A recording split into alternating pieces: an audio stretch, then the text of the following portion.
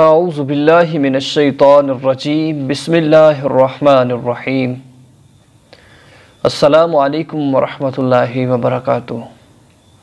امید کرتا ہوں کہ تمام پیارے ساتھی خیر و عافیت کے ساتھ ہوں گے۔ تو دوستان محترم، آج ایک نئی اور اہم ویڈیو کے ساتھ ہم آپ کی خدمت میں حاضر ہوئے ہیں۔ آج ہم آپ کو سورۃ الفاتحہ، قرآن پاک کی سب سے پہلی سورت، اس کی برکات اور اس کا ترجمہ پڑھ کر آپ کو بتائیں گے کہ اس سورہ مبارکہ کی کیا تعریف ہے۔ اس سورہ مبارکہ کی بہت بڑی تعریف ہے۔ قرآن پاک جب ہم کھولتے ہیں تو سب سے پہلے صفحے پر قرآن پاک کی سب سے پہلی سورت سورۃ الفاتحہ آتی ہے۔ دوستان محترم، اس کے بہت سارے زیادہ نام ہیں۔ اس کو سورۃ الفاتحہ، ام القرآن، وافیہ، شافیہ، الصلاۃ، یعنی کہ بہت ہی زیادہ نام ہے اس سورہ مبارکہ کے۔ تو اس سورۃ مبارکہ کو ہر نماز کے اندر ہر بندہ مومن، چاہے نفل پڑھتا ہے، فرض پڑھتا ہے، وتر پڑھتا ہے، کوئی بھی نفلی نماز، فرضی نماز جو بھی پڑھتا ہے، ہر رکعت کے اندر اس کی ایک دفعہ تلاوت کی جاتی ہے۔ تو آئیے اس کا اب تھوڑا سا ترجمہ اور اس جانب چلتے ہیں کہ بسم اللہ الرحمن الرحیم، الحمدللہ رب العالمین۔ اس کے شروع سے الحمدللہ رب العالمین کہ تمام تعریفیں اللہ ہی کے لیے ہے۔ رب العالمین کہ جو سارے جہان کا مالک ہے۔ دیکھیے اس کے شروع کے آغاز میں جس اللہ نے انسان کو پیدا فرمایا، پیدا کیا، انسان اسی رب کی تعریف کرتا ہے کہ الحمد، کہ تعریف کے لائق وہی ذات ہے جس نے آسمان کو بنا دیا، جس نے زمین کو بچھا دیا، جس نے پہاڑوں کو زمین کے اوپر بٹھا دیا، اور جس نے بڑے بڑے درخت کھڑے کر دیے۔ اسی کی قدرت، اسی کی ساری کی ساری قدرت ہے کہ تعریف اسی کی ہے کہ جو سارے انسانوں کا پالنے والا ہے، رزق دینے والا ہے، زندگی دینے والا ہے، موت دینے والا ہے۔ تعریف اسی کی ہے کہ شروع کے آغاز میں ہی کہہ دیا الحمدللہ رب العالمین، کہ تمام تعریفیں اللہ کے لیے ہیں کہ جو سارے جہاں کا مالک ہے۔ رب، عالمین، سارے جہان کا رب ہے۔ تو دوستان محترم، جب ہم کہتے ہیں الحمدللہ تو یہ ایسے الفاظ ہیں کہ جو اللہ رب العزت کو بہت ہی پیارے ہیں، ایسے پیارے ہیں، اتنے پیارے ہیں کہ اس کی کوئی تعریف بیان نہیں کر سکتا، اتنے اہم اور پیارے الفاظ ہیں۔ آگے کیا فرمایا؟ الرحمن الرحیم، بہت بڑا مہربان، نہایت رحم فرمانے والا۔ مہربان صرف وہی ذات ہے، رحم صرف اسی ذات کا ہے، کرم وہی کرنے والا ہے۔ فرما دیا الرحمن الرحیم کہ جس طرح بسم اللہ الرحمن الرحیم پڑھتے ہیں ہم کہ شروع اللہ کے نام سے جو بڑا مہربان، نہایت ہی رحم فرمانے والا ہے، تو اسی کی دوسرے آیت میں یہ فرما دیا الرحمن الرحیم۔ الرحمن الرحیم، بڑا مہربان ہے جو نہایت رحم فرمانے والا ہے۔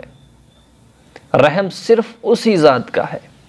اگر ہمیں اس کا رحم مل گیا کہ جو ساری دنیا پر غالب ہے، ساری دنیا کو سنبھالنے والا ہے، ساری انسانوں کو پالنے والا ہے، انسانی جتنی بھی مخلوقات ہیں، کم و بیش 18,000 مخلوقات، سبھی کو رزق دینے والا ہے۔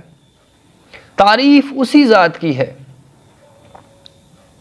تو دوستان محترم، الرحمن الرحیم، الرحمن الرحیم وہی ہے، بڑا مہربان، نہایت رحم کرنے والا، مالک یوم الدین، مالک ہے جو مالک یوم الدین۔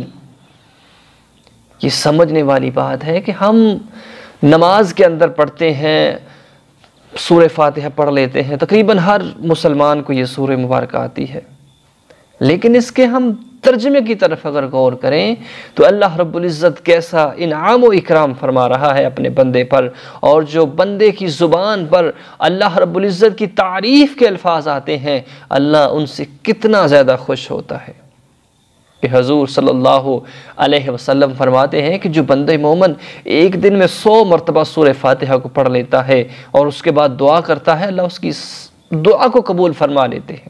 سبحان اللہ۔ سورہ فاتحہ کو شفا بھی کہا گیا ہے، اس کی بہت بڑی تعریف ہے سورہ فاتحہ کی۔ مالک یوم الدین، مالکی یوم الدین، کہ جو مالک ہے آخرت کے دن کا۔ آگے فرمایا ایاک نعبد و ایاک نستعین۔ ساری دعائیں، ساری عبادات انہی الفاظ کے اندر آ کر سمٹ جاتی ہے کہ ایاک نعبد و ایاک نستعین، کہ ہم تیری ہی عبادت کرتے ہیں اور تجھی سے مدد مانگتے ہیں، تجھی سے دعا مانگتے ہیں، تجھی سے التجائیں کرتے ہیں، تجھی سے فریادیں کرتے ہیں۔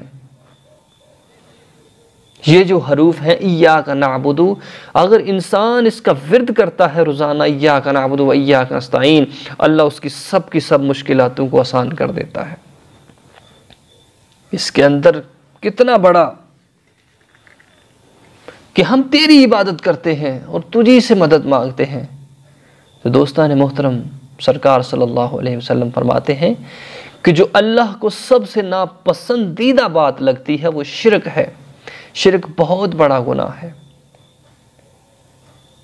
انہی الفاظ کے ساتھ کہ ایاک نعبد و ایاک نستعین، ہر نماز میں کتنی دفعہ، ہر رکعت میں، نفل میں، فرض میں، وتر میں، روزانہ ہم یہی دعا کرتے ہیں کہ ہم تیری ہی عبادت کرتے ہیں، تجھی کو پوجتے ہیں،